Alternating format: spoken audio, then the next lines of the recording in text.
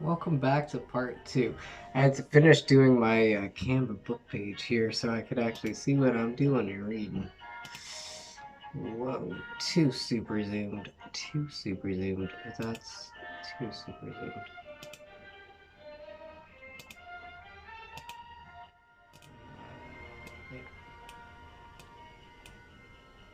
So, little Cindy Lou Who caught me in the act. Where was I? Pause. I wonder how this is going to work if I use more music, to be honest.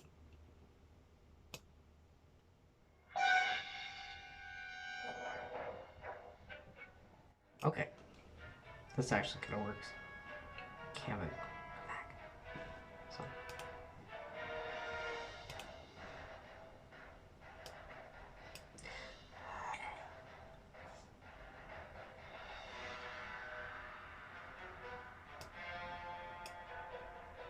The Grinch had been caught by this tiny Who daughter who got out of bed for a cup of cold water. She stared at the Grinch and said, "Santa Claus, why? Why are you taking our Christmas tree?"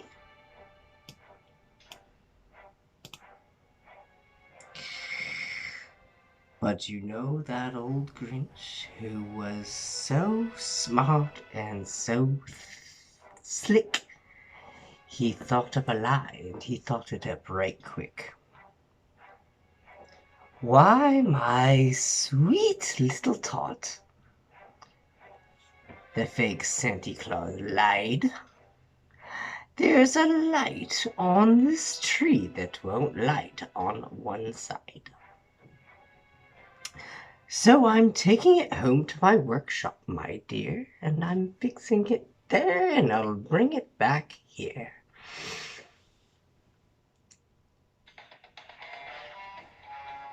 And his fib fooled the child.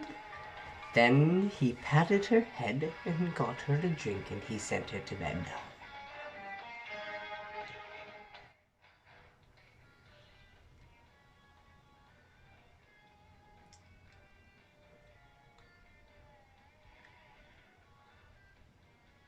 When Cindy Lou Who went to bed with her cup, he went to the chimney and stuffed the tree up. Then the last thing he took was the log for their fire. Then he went up the chimney himself, the old liar. On their walls he left nothing but hooks and some wire, and one speck of... And when he took all the last food in the house, he left but one speck of food that was even too small for a mouse.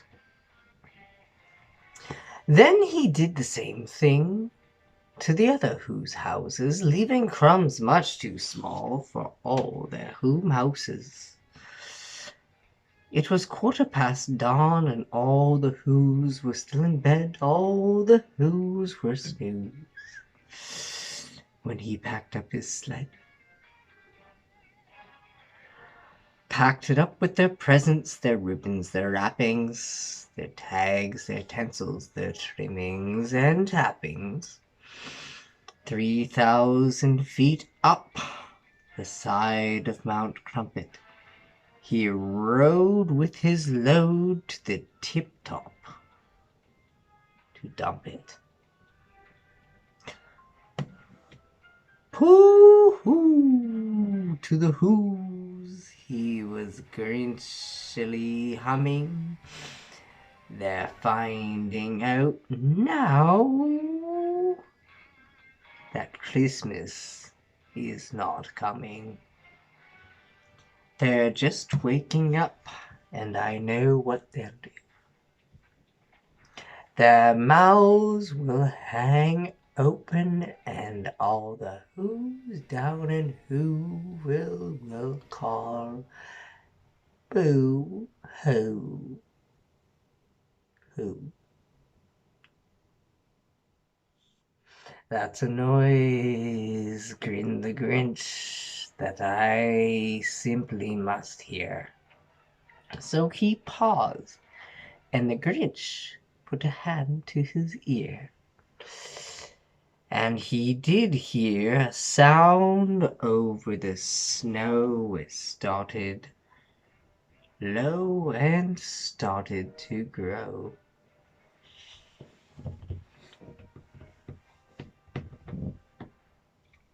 But the sound wasn't sad. This sound sounded merry. It couldn't be so, but it was merry, very.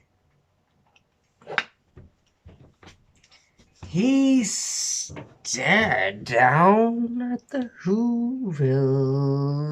The Grinch popped his eyes and shook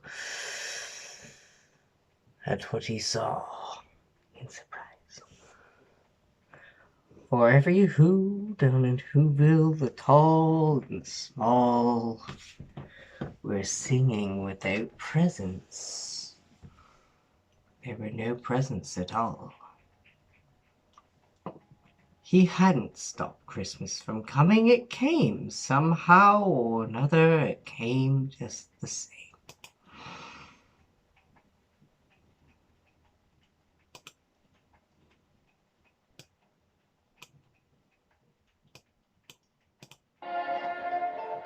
Welcome, Christmas. Bring your cheer. Cheer to all who's far and near. Christmas is our task, so long as we have hands to clasp. And the Grinch with his Grinch feet, ice cold in the snow, stood puzzling and puzzling. How could it be so? It came without ribbons. It came without tags. It came without packages, boxes, or bags. And he puzzled. 3 hours till his puzzler was sore. Then the Grinch thought of something he hadn't before. Maybe Christmas, he thought, doesn't come from a store. Maybe, perhaps Christmas means a little bit more. And what happened then? Well, in Whoville, they say that the Grinch's heart grew 3 sizes that day. And the minute his heart didn't feel quite so tight, he whizzed with his load through the bright morning light. Actually, let's be a hero for this part. Why not? He whizzed with his load through the bright morning light and brought back the toys and the food and the feast. And what happened then? Well, in Whoville, they say, the Grinch's small heart grew 3 sizes that day. And the minute his heart didn't feel quite so tight, I apparently copied that twice.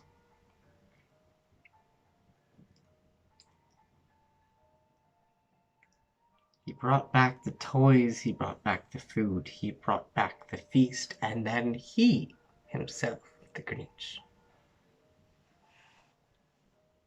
carved the roast beef.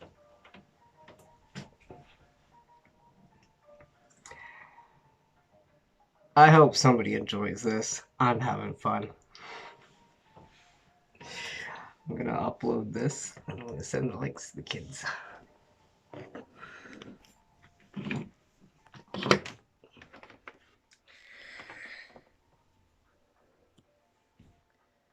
Alright, happy solstice, everybody. See you guys soon.